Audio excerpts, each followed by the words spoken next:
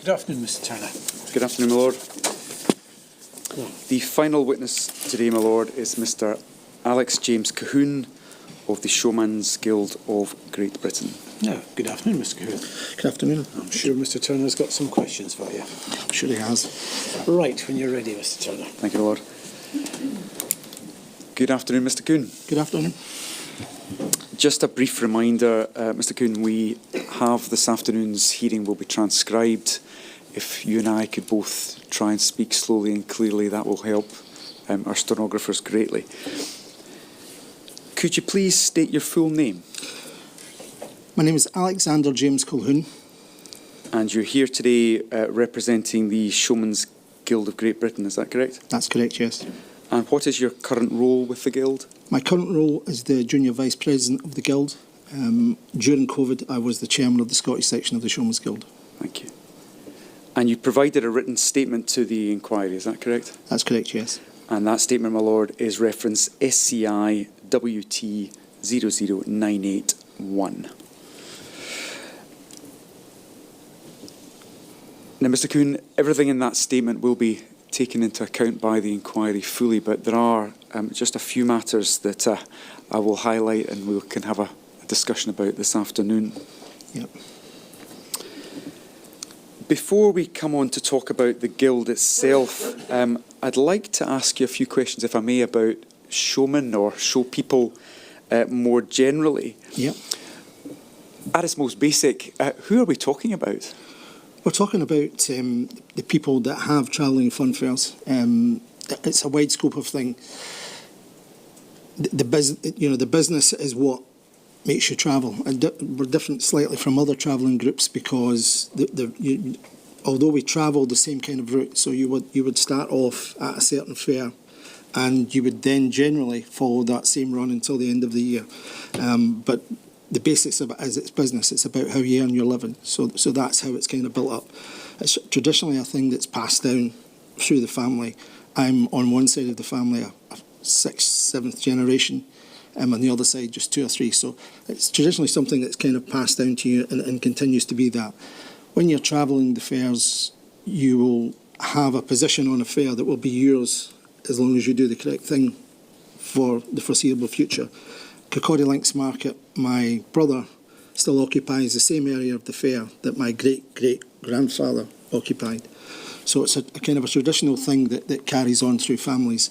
There's a struggle over the last few years, but that's the basis of it. And the Showmen's Guild is there to try to ensure that there's a future, so that future generations can continue to do that. Thank you. You've spoken there about the fairs and fairs operating all over Scotland. I mean, can you tell us, Lordship, how long have fairs been operating all over Scotland? Colquhoun Links Market, and I think it's 500 years old, the fair. There's a royal charter on that fair, so it's been continuing on. Originally, it would have been a hiring fair, or sometimes you have Lammas fairs, which were for lambing and things like that. So the older fairs are all based on these types of things. They would be originally for, as I say, hiring staff or buying and selling animals and this type of thing with entertainment attached to it. So these royal charters are given out at that time for entertainment, acrobats, all this sort of thing.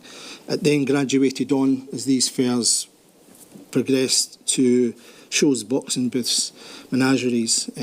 Cinema came from fun fairs. They would go send the week before, take film of the people in the town centre and then show that film to the people the next week because they'd never seen cinema and things like that before. So it graduated up over many years from acrobats and circus performers, things like that, to probably performing shows, boxing booths, all this sort of thing, to rides and equipment and food and things like that. So the traditional fairs are built up that way. Now it's mostly rides, food and that type of thing.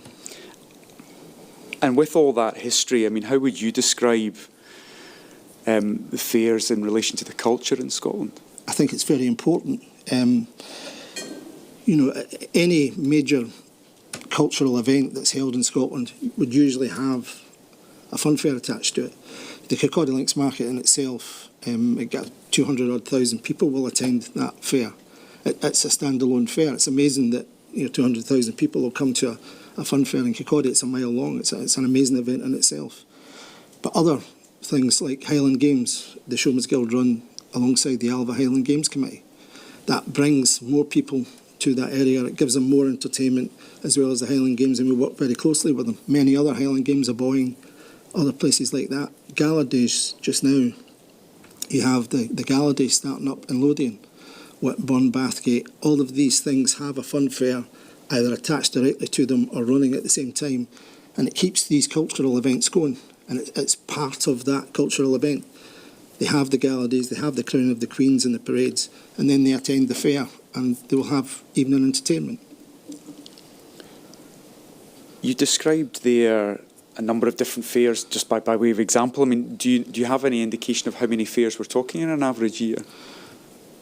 The only thing I have, and I would refer back to the COVID year, there were 507 fairs that were cancelled during COVID. Most of those fairs were directly run by Showmen's Guild members. They would contact the Guild to let them know that fair wasn't taking place. So I got that information together. So 507 were cancelled that year. There'll be more than that, because there's some that are organised by, it may be a games committee, it may be the council, it may be the other things. So there'll be many more that aren't organised by Showmen's Guild members. So the number will probably be more, but that's the only number I have.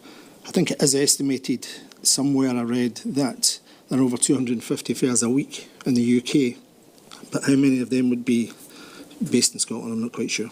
Thank you. And you mentioned there that some of those fairs are run by the Guild themselves. Who else runs fairs apart from the Guild? Well, it would be Guild members. We have members that are referred to as lessee, so they would have the right to run that fair every year. So they would organise, whether it be with the council or with the games committee. They would make an application. If it's with the council and it's a standalone fair, they make an application to occupy a site. They then, once they get the granting of that site, they then have to apply for, and only in Scotland, because Scotland's the only country that does it, a public entertainment licence. That then has to be approved, and they would then organise the fair. If it's a new fair, what they would do, they would advertise and let people know that fair's taking place. People would write in for space on that fair. If the fair is over bid for, so if there's too many people, they would have a ballot so that everyone got the opportunity, number 1, 2, 3 and 4. So they would do it that way. If not, then they would fit everyone in as best they can. So they would be the lessees.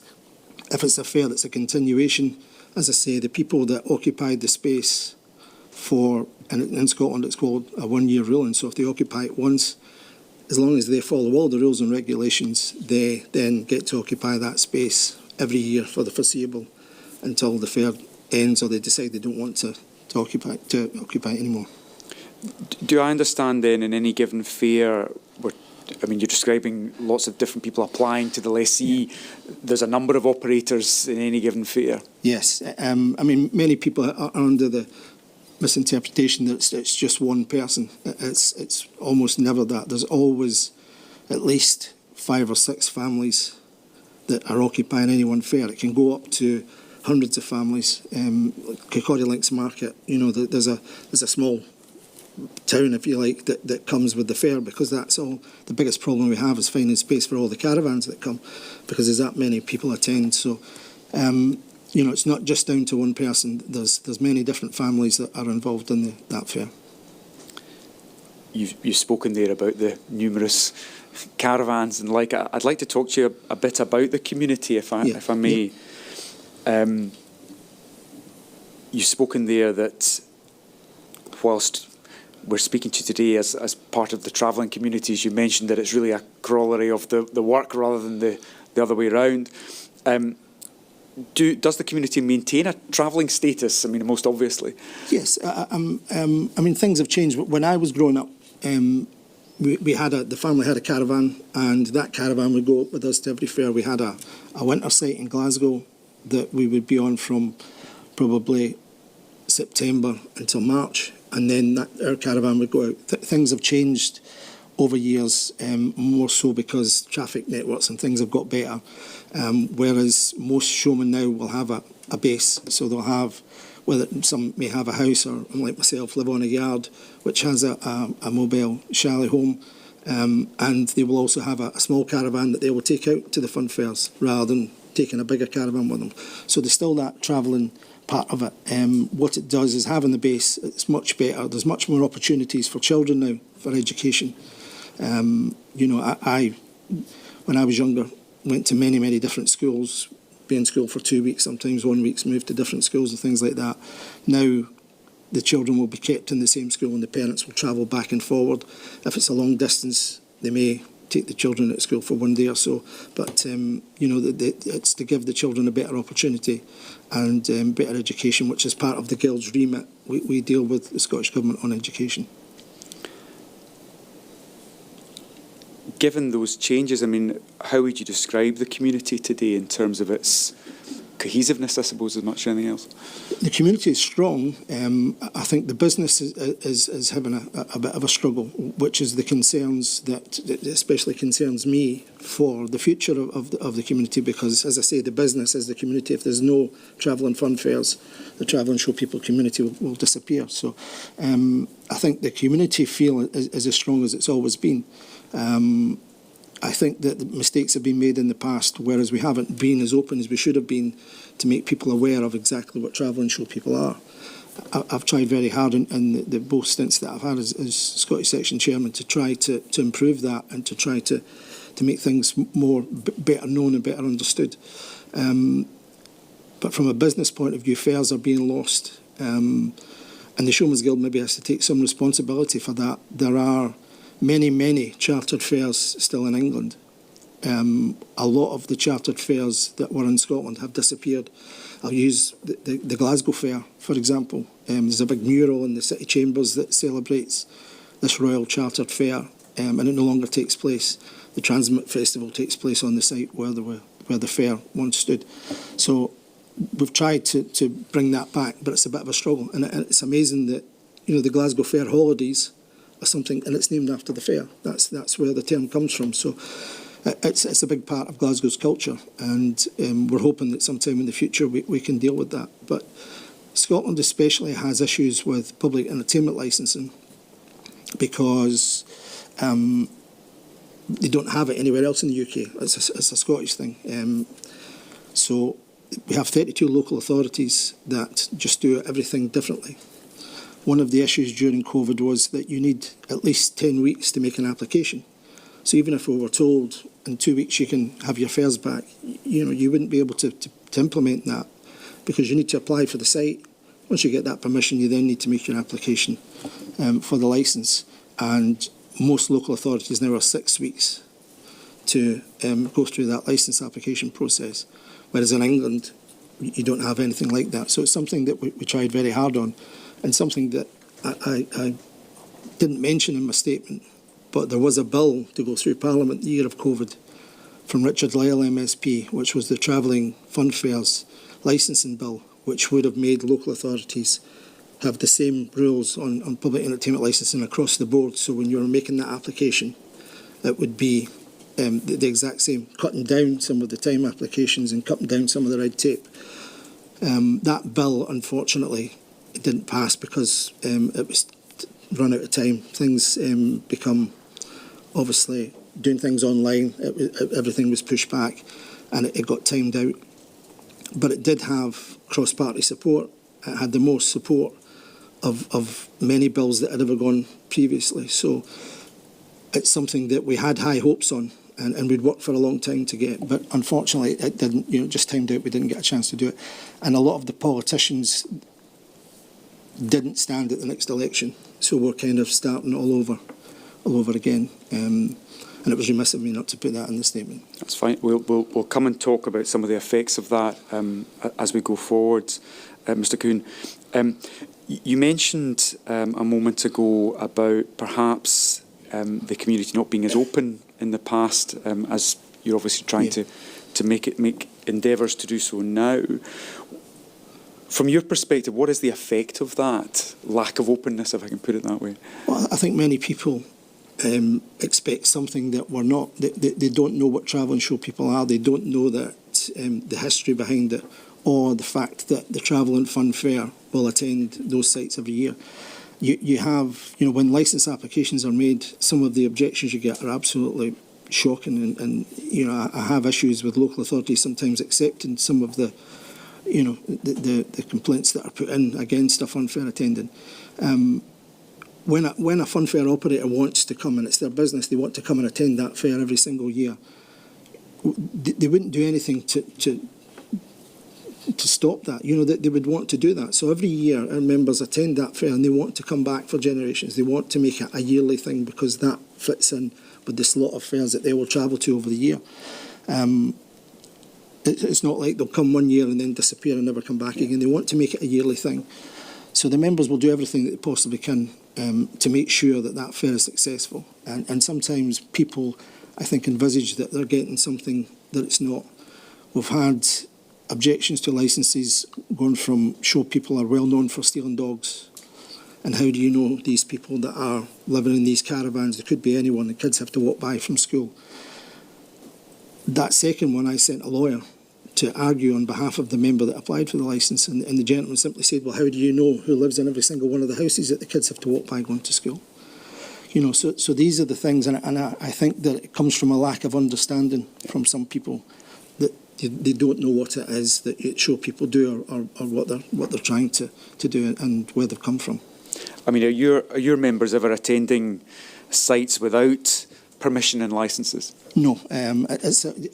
I'll be honest with you, some members have occasionally thought about attending without a public entertainment licence, but it's a criminal charge, and I could never ask someone to do that because there are some people that feel if we challenge, it's never been challenged. The public entertainment law has never been challenged. It's very open, but there's a part in the Act that states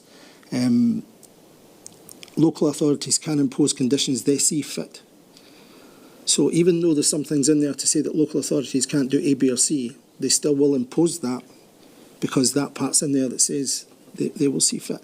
We have occasions now where we're having double licensing because they don't see food as part of a fun fair. Candy floss and toffee apples and hot dogs have always been part of a fun fair. Some local authorities now are asking for secondary licences for food stalls. For me, it's just a money-making exercise. They've always been there, they've always attended there, they should be allowed to do so. It's not every local authority. Some local authorities are very, very good, some not so. And it can be difficult depending on what area it is that you wish to attend. You mentioned a couple of things. First of all, that you come back every year. You also mentioned, I think, being off the road for part of the year. I mean, is there a kind of cyclical nature to the operations? Yeah, I think as time has gone on, there's many more Christmas fun fairs and things like that. You have them in Edinburgh, they have them in other places. So, as I say, generally when I was growing up, the season would start in March. We would attend Paisley first, and then it would be Colquhoun, and you would kind of go through the year. I think now that season is expanding much more. I don't know if it's weather or better equipment or things like that, but you have things like Christmas light switch-ons now where the town will be having something to celebrate the Christmas tree and things put up, so fun fairs will attend that. So the season has expanded a little bit with these things. When I was growing up, and this is the reason why most show people congregate within Glasgow, the Kelvin Hall was the big thing. It was 8 weeks business run by the City Council within Glasgow. If you weren't lucky enough to get a stall or a ride within the Kelvin Hall, you would certainly get a job from someone that was within there. So it was always, I grew up at the back of there from 16. I was going down and had a job and worked down there for the 8 weeks. It was an amazing thing. It was busy almost every single night, and that's why most show people are congregated around the Glasgow area historically. Sorry, I've gone off your question. So I was asking about the cyclical. Nature of the business. Yeah. So as obviously weather is an important part of it. You cannot attend parks and things like that with especially the Scottish weather at that time of year. So yes, it is still now. You'll find more fairs in the summer than you will do any other time of the year. Thank you. If I could ask you just briefly a few questions about the Guild itself. Yeah. I mean, who are its members? Its members are anyone that wants to have or operate fairground equipment, you don't have to be a member of the Showmen's Guild to be a showman. There are other organisations. In Scotland, I would say probably 90% of travelling show people are members of the Guild. There are others who feel they don't need it. The thing with the Guild is the Guild has a rule book where we can fine members up to £15,000 if they have any disputes. It's obviously to ensure that thing where they can attend every fair. It's to make sure the conduct's done correctly, to make sure that any damage to the parks is paid for, any things like that. There's rules and regulations there. So it's not always easy, and sometimes you have show people who maybe only attend a few gala days. They may be doing it just because it's their heritage, so they maybe only attend a few events. They probably wouldn't be members of the Showmen's Guild. So you don't have to be a member of the Guild, but I would say in Scotland most people are, and the Guild, it's there to protect the rights and negotiate with local authorities. If there's a dispute with a lessee that's running a fair and a local authority, if the rental goes up too high, the Guild will then step in and try to negotiate on their behalf to get that rental down to a reasonable fee.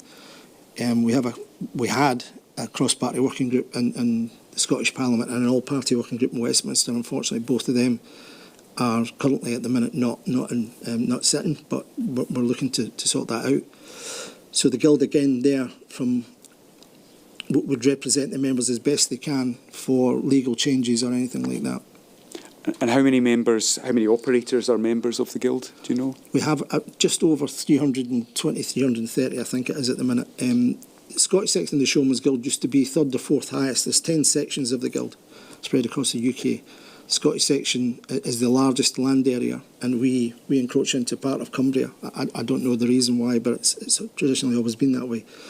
And we were traditionally third or fourth on the list of membership. Over my lifetime, that has crept down. I think we're seventh at the last meeting in January. It's an issue. I think that a lot of members are now joining other sections of the Guild because they're operating there more often, because it's easier to get fun fairs. The difference between having to wait 10 weeks to know that a certain fair is going to take place or not take place is obviously more difficult than doing your plan if you know that the fair is going to be booked, because in England they would just book the fair as long as there's no issues, it's booked, and then they know it's all fine, whereas in Scotland you're waiting on to see if there's any objections or any complaints and things like that. And you're members of the operators, so one member's one operator, is that right? Yes, so what would happen is generally it'll be, when I was growing up, traditionally I joined the Guild at 18, normally you would, as you got to 18 or something like that, if your dad was an operator and you were assisting him in the business, you would join the Guild. That hasn't been happening of late, so our member will be probably the dad, the sons, and the rest of the family will all be involved. It's a family business. You know, you'll go to a fun fair, you'll be able to find the dad, the mum, and the kids probably somewhere on that fun fair, working or doing something on the equipment.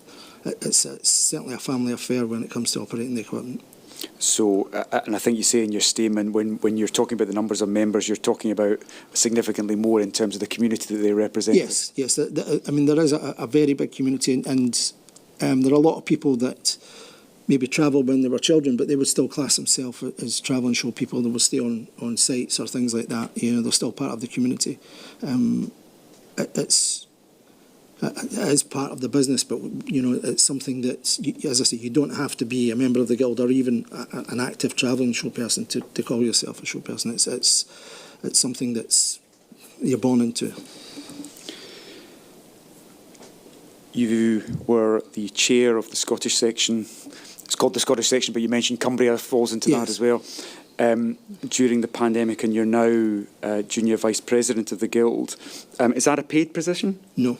Both positions are voluntary. Thank you. And in terms of the Guild's operation, how is the Guild itself run? The Guild itself is run. We have 10 sections of the Guild, as I say. I'll go to the Scottish section. So every year we have an AGM. You will gather names to go forward for a committee. In Scotland, traditionally, we've always had 15 names. So there'll be 15 names on at least on that list. Sometimes there's 20. You know, you can have. It's a struggle to find people to want to be part of it now, because everyone's so much busier than they used to be in the past. I was kind of brought up on the Guild because my grandfather was a member of the Guild, my great-grandfather was a member of the Guild, so it's something that was kind of, you know, it was discussed and talked about, and I would sit there listening to the stories and went on to hold the chairman's post twice. But it's difficult now in these times because everyone's so much busier than they have been in the past to find anyone that can sit on these committees. But we elect 15, and from that you'll elect a chairman, a vice chairman, a treasurer and a sergeant at arms to deal with complaints. That's totally, the members vote for the 15, that 15 will then elect those positions. And you've mentioned that the Guild effectively acts as a representative body for show people. I mean, do you have any particular strategies in terms that you've adopted as Chairman and Vice President to push forward that representation? Yes, I was lucky enough in my first term as Chairman of the Scottish section that I went along to Brussels to a meeting of UNESCO for intangible cultural heritage. So one of the things that I've took on as Junior Vice President is to try to push that forward. The UK government only signed up to that accord just a year or so ago. There are showmen already being recognised around Europe and individual fun fairs, because what intangible cultural heritage will do for show people is it will give some sort of protection to traditional fairs, the Royal Charter fairs and new fairs to try and become those things for the future. It will make funding available to local authorities to try to amend sites. We have an issue in Dumfries where there's a chartered fair that takes place twice a year in the spring and the back end, where they're going to put in flood defences because the river floods. You know, as a child we used to attend Dumfries, and I've been there when the rivers come over. I had to take the rides down, move everything. As soon as the river went back down, build it all up and try and open again. It's an amazing thing to see, but they're going to develop these flood defences, but that's going to take away the area where the fair attends. So what we're negotiating with them to try to find a way that we can make both things work. And intangible cultural heritage, I think, is something that we can do that through, because it's part of Dumfries. It's heritage, it's part of the culture that these two fairs take place. So I think intangible cultural heritage is something that I've took on. Also, we're trying very hard. Both of the cross-party group and the all-party group have both, unfortunately, no longer operational. We have a meeting on the 16th to try to get the all-party group at Westminster back up and running, because it's very important. Unfortunately, David Amos was the chair of that, and unfortunately, as you're probably aware, he had he was murdered. So that kind of then fell by the wayside, but we managed to get some new MPs in to start that off. That will be starting on the 16th. And unfortunately, over Christmas, the minutes wasn't put in by the politician that was the convener of the cross-party group at Westminster, so that also faltered. But the idea would get both of them back up because they're extremely important. As we were in COVID, it was difficult to get information, I think, for most people. I found it relatively, I wouldn't say easy, but I knew people that I could contact through the cross-party working group. I was lucky enough, first time round as chairman, I was self-employed. Other people I gave work to, and I spent most of my time in the Scottish Parliament getting to know MSPs.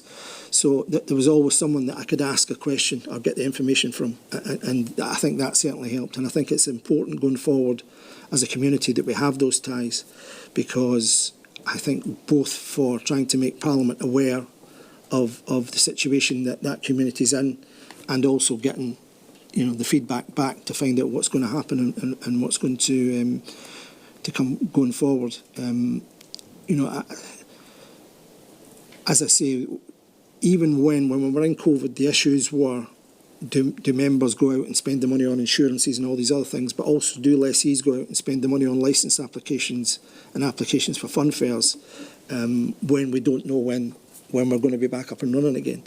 And for people that aren't, their income stream has just been taken away. So that was extremely difficult for them. Trying to get that across the government to say, look, even when you say you can open on this date, that's not going to be the opening date, because we still have to make these applications. So I think it's important that these things are there and connections are made so that we can make these things work. We're going to come on very shortly to talk about the sort of beginnings of lockdown and the pandemic, but just a couple of things very briefly. You've mentioned there your relationships with politicians and others, the cross-party group. I mean, was that a long-standing relationships that the Guild had at that point? I think we tried very, I think, I keep going back to when I was growing up. When I was growing up, my grandfather used to run a lot of fairs within Scotland, and he was always very close with councillors within those areas. He would know councillors. Things changed, and councillors don't have the same powers that they would have had in the past. Most of the work done in councils is done by council officers now. So having councillors as friends doesn't tend to do much more work. And when the Scottish Parliament came in, we tried extremely hard to get a cross-party working group, because there had been an all-party working group at Westminster, and it had done a lot for them going forward. Show people have exemptions from some things. We can still use red diesel in our generators. We have exemptions for our vehicles and things like that because we're not on the road as much. All of these things come from an all-party working group at Westminster. So it's very important to have these things in the Scottish Parliament. We have exemptions from LEZ zones and all of that through this work. So, if I could just stop you a moment, Mr. Colquhoun. Lord, I understand there may be a brief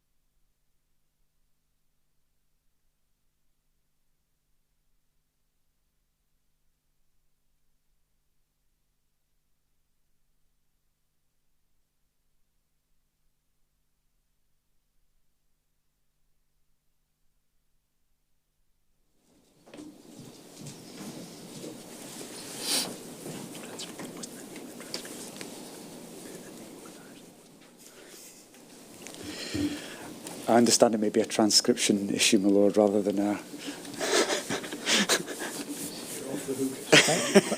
Thank not goodness for not that you were on the hook.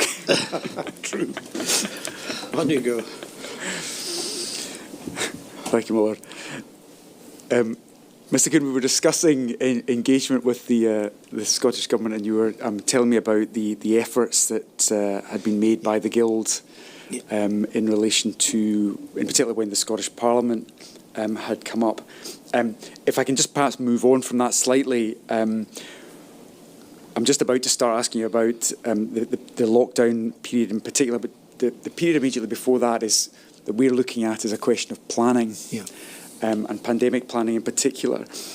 Given the levels of engagement that you were having, or the Guild was having, with the Scottish Government and others prior to the pandemic, had you been involved in any pre-pandemic planning? Nothing to do with the pandemic or anything of that sort. We had discussions on, because there'd been terrorism incidents and things like that, so things to do with trying to make the fairs terrorist safe and stuff like that, but nothing, wasn't aware of it at all. Thank you. So, if I can perhaps ground us in March 2020. Yeah. That's the start of lockdown. His Lordship has obviously heard quite a lot of evidence in relation to what was happening around that time, but from the Guild's perspective, running up to lockdown, could you just tell His Lordship what was the Guild doing at that time? The Guild was busy organising the Kirkcaldy Links market. We have two fairs that fall around Easter. Kirkcaldy Links market moves. So we were busy preparing it. It's the biggest street fair in Europe. The work that's involved in it is a great deal of pre-planning and things like that because of terrorism. It's the longest street fair in Europe. It's a mile long to get all of the paperwork and things, and it's a big job to organise it. So we were in the midst of organising that. Obviously, we'd had a meeting, we'd had a committee meeting. I had conversations with some politicians because things were appearing on the news and stuff was happening, and we had discussions. When I spoke to the politicians were making me aware that nothing was going to be good, that things are going to be difficult. I tried to put that across to my committee, that we have to seriously think here about cancelling the Kirkcaldy Links market, or at least make contingency plans for the fact that it may have to cancel, because Kirkcaldy Links market, you have operators coming from all over the UK. There's people coming from Southampton, London, all over. They travel down to attend this fair. So it's about getting that information out if it got really close to the fair to make them aware. And obviously, I felt we needed to start planning for the fair, not to go ahead. The committee totally disagreed with that. They wanted to just crack on as normal, because most of them of the opinion, it'll disappear. It won't become such an issue, and that was the decision we made. Now, I'd had a conversation with Fife Council just a couple of days before, asking for their opinions on it, and they says, "Well, it's your fair. You are the organiser. We assist you, but that would be your decision."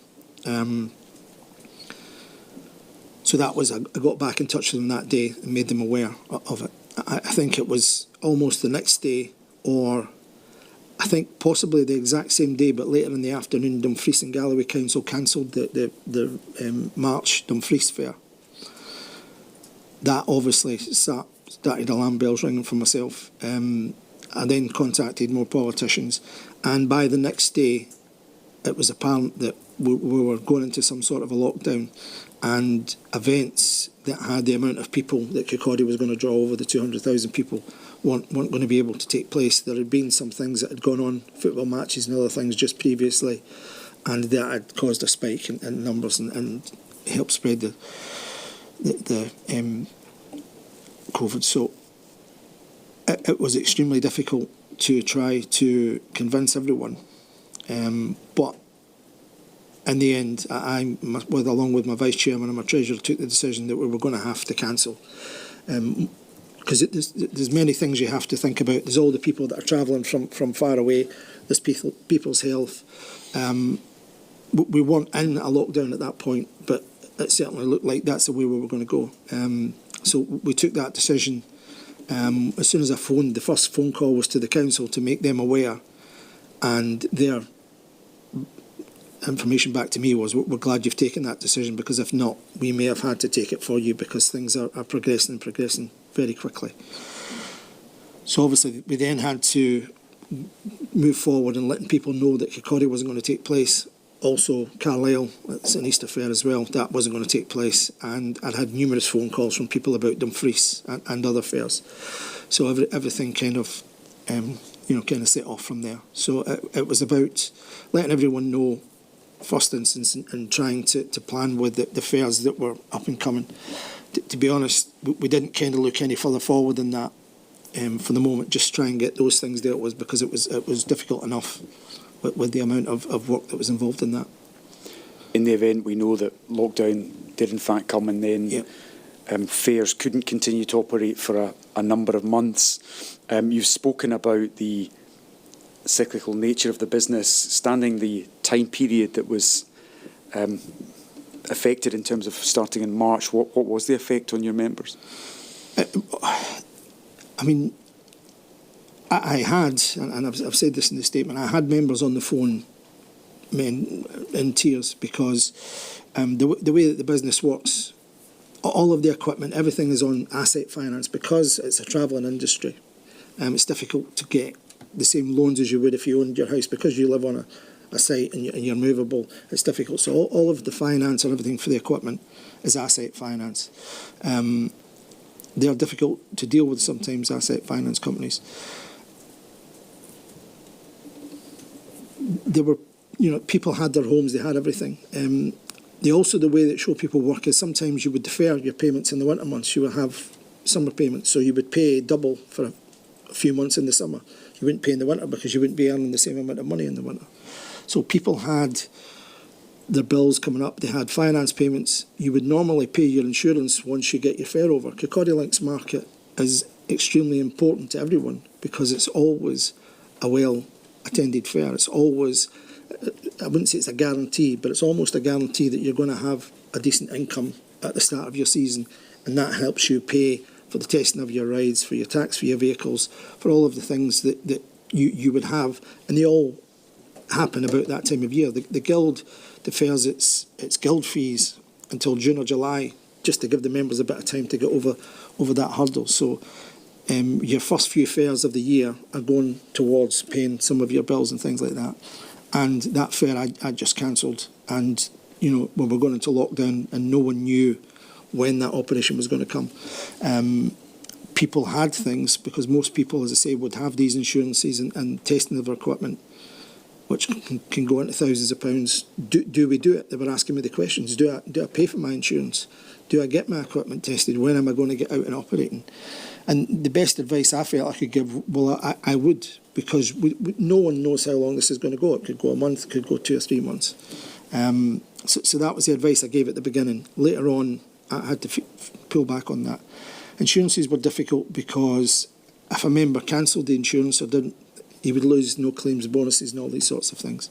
The finance companies were a little bit difficult in the beginning. But later on, as we went forward, I got MPs and MSPs to write letters, and then the government stepped in. The finance companies, I don't think, were part of that agreement at the beginning. It was just banks and things like that. But they all saw sense.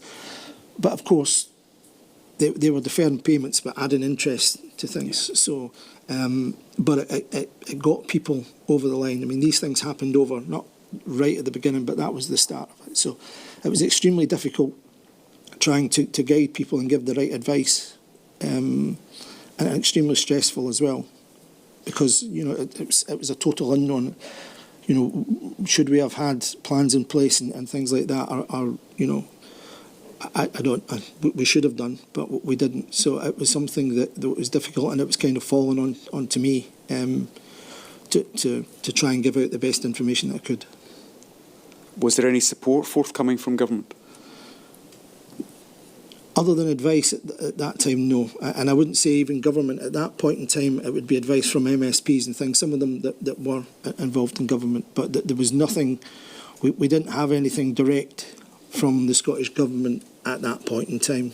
We hadn't had anything whatsoever that I can recall direct from government to say this is the way we would go, things like that. There was nothing of that sort. It was more from me discussing with MSPs and MPs and other people that I knew to try to get things forward.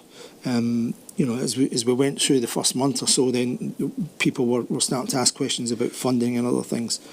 Then, I think after the first month, 6 weeks or so, then I started writing letters to government and to ministers to try to find out where we are and what we could do to help to assist the members to try and get through the time. His Lordship's heard quite a lot of evidence about support for businesses, other businesses during the pandemic. At that time, were Showmen qualifying for those kind of support? Showmen qualify for nothing at all. Because the travelling business took you around the country, because you didn't have, we weren't paying rates anywhere. There were some of the landlords of the sites were trying to claim some money on the rates, but because it's residential, because people would have their rides and things parked on the sites, but they would also have their homes there. So because it was partly residential, these didn't fall into the categories to get any kind of funding. So at the very beginning, sourcing any sort of funding was really difficult. That was the focus at that point, to try to find a way of getting funding. Why, you may not know this, Mr. Colquhoun, but why do you think you didn't qualify for any funding? I think we were overlooked. I think that we all know that there was obviously a lot of things were going on. We're not a huge community. I think that some people, again, it's lack of understanding on how the business works.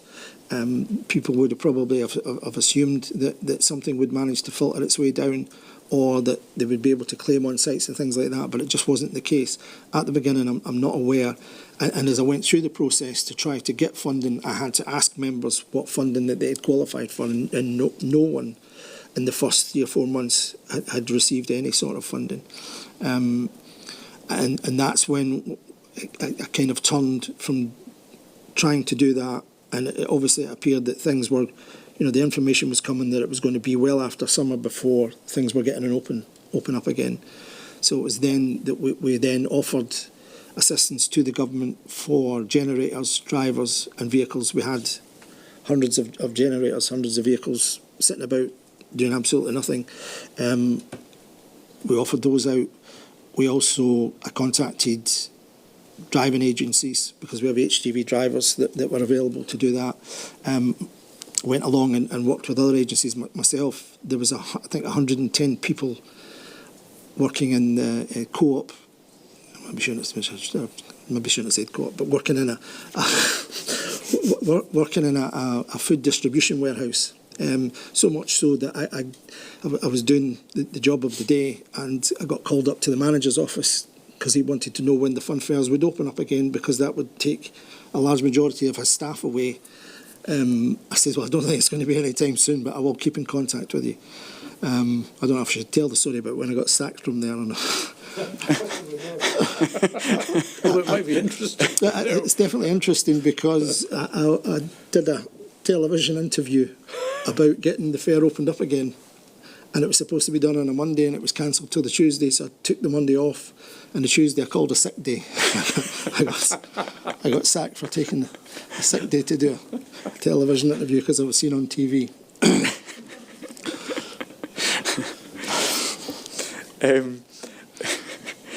Aside from co-op's assistance, Yeah, sorry. Was any assistance forthcoming from government ultimately? Not at that time. I think probably as we hit towards summer, it's difficult to remember the exact timelines, but as we got towards summer, I'd been very vocal in saying we need some sort of help here, that there needs to be something. And with Richard Lyle's help, who was the leader of the cross-party group at that time, we were told that they would look at giving us some sort of funding. As time went on, the funding didn't come in until December, but as time went on, we were told it was going to be £2,500, but we would have to sort criteria out. That got towards the end of the year. I think that decision was kind of made when fairs started to open in England and they weren't getting open in Scotland. So it took a fair bit to get that. And again, I think that the connections that we had with government and with the cross-party group, if they wouldn't have been there, I don't think that would even have got that sort of funding. In the end, when the funding did come in December, fairs had been open for quite a while in England. They hadn't been open in Scotland. Well, I'm sure we'll have questions on that later. And I was asked if I felt the funding was enough. At the very beginning, I was asked, how much funding would you be looking for? And I says, well, I would at least be looking for what everyone on the rateable value got, which was £10,000 each. But I says, I'm I know I'm never going to get that. So if I could get £2,500 for each member, I would be over the moon with that. And that's what the fee was. That's what it was going to be, up to almost 10 days or a week before the applications were to open, when it was raised to £10,000 per member. Just to be clear, I heard you right there, Mr. Colquhoun. You said you were asked how much you would like. Yeah, well, I was. What would you be looking for? And I said, well, I'd be looking for the same as what the rateable value is. It might not have been how much you like, but what would it be? And I used that as a comparison. My wife had a takeaway which had a rateable value, and she had received that amount. So that was my basis on. We have lockdown. Things begin to open up. I understand there was perhaps some confusion about when things opened up initially. Can you tell us about that? Yeah, things had opened up in England prior to us opening up in Scotland, and we were pushing for that, and we were given a date. I can't remember the exact date. I probably got it somewhere in the paperwork, but we were given a date, and the date was confirmed by Fergus Ewing, because obviously we had this issue where we have to now start applying for fairs. You've got that. We've got a date, and we have to contact local authorities. Some local authorities had taken the decision, and I would say wrongly, to just decide that they weren't having any events or any fun fairs at all for the foreseeable. And I had lots of things with that, because how can they just decide, even when guidance is saying one thing, that they're just not going to have these events at all? Speaking to local authorities, some of them said, well, those staff are doing other things, they're dealing with grants, but that shouldn't take away. Local authorities, I don't think, should have had the power to do that. And to be given a date, only then for that date, because that's the reason why I got sacked from that job, because we were to do an interview, because Nicola Sturgeon was going to announce the idea, and theme parks would open and fun fairs, and then there was a change. My understanding afterwards was that the change was because we're such a large land area that people from Glasgow would be travelling to a fun fair elsewhere. That wouldn't have immediately been the case, because even though we were given that date, there would have been no fun fairs taking place on that precise date because of the planning that would have had to be involved in it. Sorry, Mr. Colquhoun, you said that was your understanding. Did somebody tell you that? Yeah. Who told you that was the reason? I believe it was Richard Lyle. Thank you. It's that thing where you were given that and then taken away. So you have that issue, and I could understand the thinking of it, but for members in Scotland to see that fun fairs have been operating safely in England, that theme parks were now going to be up and operating, but travelling fun fairs were not, and we weren't even at the immediate beginning given a date for the roadmap to be operating. It was difficult. Again, members tried to do the best that they could, just going out and trying to enter. I went and worked in one of the theme parks because I've been sacked from the co-op, but you have to make do what's best. So, but there was a huge frustration then, because people felt that the fairs could take place. They were doing it in England. There was no cases factored back to any fun fair in England, and theme parks were operating. Why couldn't, the members were asking me the question, why can we not be operating? Why can we not start putting applications out? And we were getting towards the end of the year. And it was going to be a full year's distance. There were some people that had already decided. Some people had said to me, I've just decided I'm not going to make any applications. I'm not going to bother, because for me to ensure the rides, do all of the things that we discussed earlier, it's just not going to be worthwhile for just a couple of months' business. And that was around the time when Fife Council decided not to hold the annual summer fair at Burnt Island. I'm sure you'll have some questions for me on that one. I mean, you've mentioned there that the communication was that things were going to open up, and then it was stopped. I mean, even that decision, I mean, what is the knock-on effect in terms of, you mentioned before about licensing periods and the like. I mean, what is the immediate knock-on effect, even of just that decision? Well, I mean, there was no one had put any applications in. There were applications, obviously, from earlier in the year that had been in the process, because it takes 10 weeks to 6 weeks. And I have to say that most local authorities gave the members the opportunity to reenact those when we got operating and back up and running again. So no one lost any money from the applications that they'd made. But no one, because we didn't have a date. Once that date came, the first thing I was getting was people calling me to say, can we make an application to here or there? I says, well, we'll have to wait for the statement. And that's what local authorities were more or less saying. You can't make an application till we know this date, even though it was going to take a period of weeks for those applications to go in. Burnt Island was slightly different in that Fife Council were generally the organiser of that event, and it's normally a 13-week fair. So the application for that licence had been made earlier in the year, and the assumption that by that time it would have been clear. So that was why I managed to put that fair on. You've mentioned there Burnt Island. I mean, can you tell us about the approach in Burnt Island in terms of what steps were taken to allow you to reopen? Yeah, well, I mean, it came about by me, as I do want to talk. So Fife Council decided that they weren't going to put the fair on because we were right at the beginning of the fairs getting open up, and there were still a lot of restrictions that were going to have to be planned out and worked out.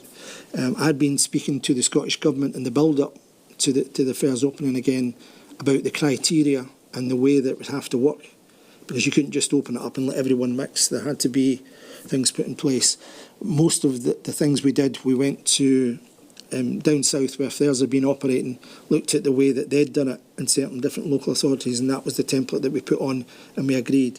We linked to the Showmen's Guild of Great Britain, which had information and things on their website, and the Scottish Government linked to that, and that gave the guidance to local authorities. Even though all these things were in place and we had a date that we could operate in Burnt Island, although it's normally 13 weeks, we'd obviously missed a number of those weeks, and it would only have been able to operate for 6 weeks. That Fife Council decided that they weren't going to run it. They didn't feel it was something that they could put on. I stated that they were wrong, and that I felt that if I was doing it, I would be able to put that fair on. So they called my bluff and said, well, go ahead and do it then. So I did. And it was extremely difficult, I have to say, but I was lucky enough in that I had a lot of people. There were not everyone that could attend, not all of the members that could attend Burnt Island were 100% behind the fair opening up. Some of them felt that because we could open up and then be closed again, which had happened down south, and it meant that they would have to then go and do all the things that we discussed. They would have to get their vehicles taxed. They would have to get their insurances and get their rights tested. So there was a challenge there. I had to hold a number of members' meetings. And because of the extra things that we had to put in place, so we had to fence the entire fair off. We had to put it into different sections with gates, with security on each gate, to only let 50 people into each section at a time. So the costs involved rocketed. I had to hold a number of members' meetings because I was risking, and these although tenants of the fair they had their say, but also members of the guild had to have the fair, because I was opening the guild up to all of the issues that could come with it financially. If things would have gone wrong, there could have been a financial implication there. So I opened it up to all of the members to make a decision on how we go forward. What they did was they gave me a cap, a funding cap of a certain amount of money. If you can do it for that for the 6 weeks, then do it. So we went ahead. We had some very good people do a plan for how the fair would work. We got some security guys on board that we'd had for the Links Market in the past they worked out how we could do these shifts, and each security guard on each gate would have a clicker to click people in and a second one to click people out, so that we would know that we weren't going over the numbers. The rides, there were certain restrictions on the rides. If the carriages were quite close together, you would have one occupied and then one empty. After each ride stopped, all of the bars that people would hold onto tight would be wiped down with disinfectant, hand sanitizer, all of the rides queuing systems with distances and everything. You know, we went over and above. Unfortunately, it brought me in at £10,000 over the budget that the members had given me. And the members wouldn't up that. So Fife Council, because they'd worked alongside me in doing this, they actually, now we had to give them a rental for the site. They reduced that by the 10,000 to make sure that the fair could go ahead. So I'll be forever thankful for them for doing that. But it was the first fair and the only fair operating, and it was the most successful fair. I think the only thing I can think to explain that is within a week there was a few other things that I had to implement that would more cost. The members were more than happy to give me more money at that point after they'd been operating for a little while. So I think just to get back out and operating, but to be doing it in a safe manner, I think was very good. And that was the template that we then took to the others to say this is the way you have to do this. Not that many other fairs took it on because of the cost that was involved, but as time went on, the regulations kind of dropped a little bit, so it made it much more easy. But we had a lot of people attend that fair. It's the best Burnt Island fair that there'd ever been in the 6 weeks, and not one case was traced back to the fair. Fife Council were doing regular checks and everything else, and there was no case of COVID came back to anyone that attended the fair. I'm conscious of the time, my lord, but with your indulgence, I'm going to ask, standing our breach, I'm going to ask Mr. Colquhoun one more question, and then Mr. Colquhoun, I'm going to give you the opportunity as well, again with His Lordship's indulgence, just to pick up if there is any final remarks that you want to make. But my final question to you before that is, looking at matters in the round, did the show people community feel that it was fairly treated over the pandemic? I don't think so. In the beginning, definitely not. Obviously, when we got to the funding and members got the funding, we don't have time to discuss the funding too much, but some people missed out, and that's unfortunate. But because Scotland was the only area that got funding, the other members down south, although they'd been operating much earlier and everything else, they didn't get any funding. I actually got awarded Showman of the Year from the members of the Showmen's Guild for getting the funding for Scotland. So I think that, in the beginning, no, they definitely didn't. Towards the end, because there was some sort of funding there, and I maybe wouldn't have got the job as the junior vice president if I wouldn't have got that funding. So I think that they recognised that there was, there was some sort of recognition towards them in the end, but it just took a long time to get there because the funding wasn't until December. If you were to ask them, they would probably say no. The understanding of it just wasn't there, and that's that comes down to making people aware of what you are and what you do and how exactly it works. Thank you. I said I would give you the chance, Mr. Colquhoun, if you've any final remarks, if there's any lessons or anything you want to particularly highlight to His Lordship. Now's your last opportunity. I think that it comes back to that, making people aware. I think it was misunderstood how fun fairs operated and how they worked. If we would have had better knowledge of that at the beginning and better knowledge going forward, the fact that the fairs were operating in England, we didn't even get the opportunity to sit down and explain how they were operating in England to show that we could do it when things were getting going. So I think there needs to be that link between the associations. That's what the Guild's there for, to be that link to government and to local authorities, to have that information. So if there's anything, we need to keep those links and keep those links close so that information is there. Thank you, Mr. Colquhoun. Unless Your Lordship has anything further.